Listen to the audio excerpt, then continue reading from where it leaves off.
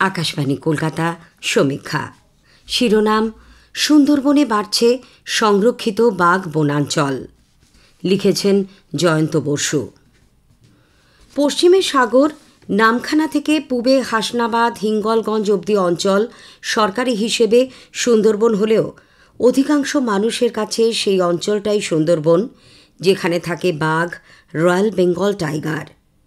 সেই অঞ্চলটা এতদিন মূলত ছিল গোসাবা ব্লক ও পাশাপাশি অঞ্চলের অন্তর্ভুক্ত প্রায় ২৫০০ বর্গ কিলোমিটার জুড়ে থাকা সুন্দরবন টাইগার রিজার্ভ, যেখানে শেষ হিসেব অনুযায়ী রয়েছে ৮০টির মতো বাঘ।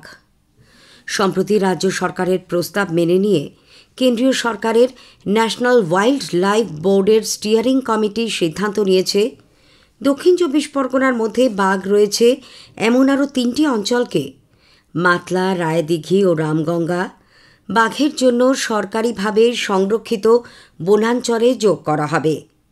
ফলে সুন্দরবনের সংরক্ষিত ব্যাঘ্র চারণভূমির মাপ এখন হয়ে দাঁড়াবে ৩৬০০ বর্গ কিলোমিটারের ওপর। দেশের ৫৮টি টাইগার রিজার্ভের মধ্যে আয়তনের হিসেবে যা দ্বিতীয়। শ্লাঘার কথা সন্দেহ নেই। আশা করা হচ্ছে এর ফলে হয়তো সুন্দরবনের বাঘ অধ্যুষিত বনাঞ্চলের জন্য আর্থিক সাহায্য বাড়বে নানান দিক থেকে। বাড়বে কর্মী দক্ষতা, হবে সার্বিক উন্নতি। কিন্তু উঠছে প্রশ্ন, আয়তনে বাড়লেও বাঘের দেখভাল আগের থেকে উন্নত হবে তো? বাড়বে সংখ্যা বা পর্যটকদের বাঘ দেখার অভিজ্ঞতাও কি বাড়বে? পাশাপাশি সরকারি বনাঞ্চল বাড়ার কারণে যারা সিঁদুরে মেঘ দেখছেন, সেই লক্ষ লক্ষ মৎস্যজীবী জীবিকা নিয়ে সমস্যায় পড়বেন না তো? সুন্দরবন আর রয়্যাল বেঙ্গল টাইগার যেন সমার্থক। সারা পৃথিবী থেকে মানুষ এখানে বারবার ছুটে আসেন শুধুমাত্র বাঘের একটি দর্শনের জন্য। কেননা এ এমন এক আশ্চর্য জঙ্গল, যেখানে মূলত জঙ্গলে না ঢুকেই কুল ছাপানো নদী বা সরু খাঁড়ির ওপর থেকে ব্যাঘ্র দর্শন করতে হয় বাদা বনের দেওয়াল পেরিয়ে। ফলে সুন্দরবনের বাঘ দেখার অভিজ্ঞতা দেশের অন্যান্য টাইগার রিজার্ভ থেকে যে অনেকটাই কঠিন এবং সেই কারণেই হয়তো আকর্ষক, তাতে সন্দেহ নেই। কিন্তু সারা পৃথিবী থেকে মানুষ সুন্দরবনে পর্যটনে আসলেও তা পড়ে আছে মান্ধাতার আমলে। বেলুন ট্যুরিজম বা আধুনিক পর্যটনের যেই সব অনুষঙ্গ আমরা পৃথিবীর বিভিন্ন জায়গায় দেখি, সেই সব তো দূরস্থান।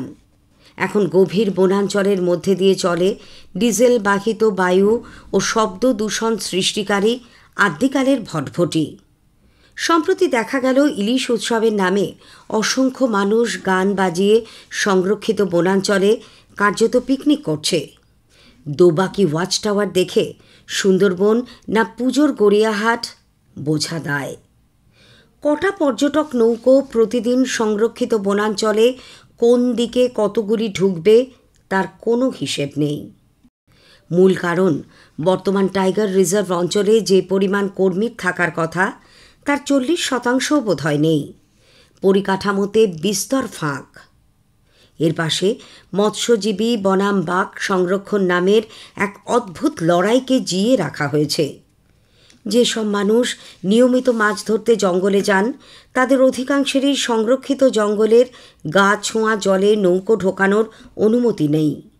সেই অনুমতি রয়েছে কিছু মধ্যস্বত্বভোগীর কাছে, যারা তার লক্ষাধিক টাকায় ভাড়া খাটায়।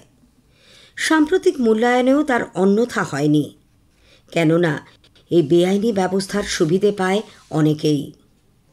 কেন্দ্রীয় সরকারের তথ্য অনুযায়ী তুলনামূলক কাজের মান ধরলে গত ২ দশকে সুন্দরবন ক্রমেই তলায় নামছে। বর্তমানে এর স্থান ৩১তম। আয়তনের পাশাপাশি কর্মদক্ষতা এবং পর্যটনের ক্ষেত্রেও সুন্দরবন বনাঞ্চল দেশের মধ্যে প্রথম সারিতে উঠে আসুক, এটাই কাম্য। সমীক্ষা শেষ হল। এটি লিখেছেন জয়ন্ত বসু।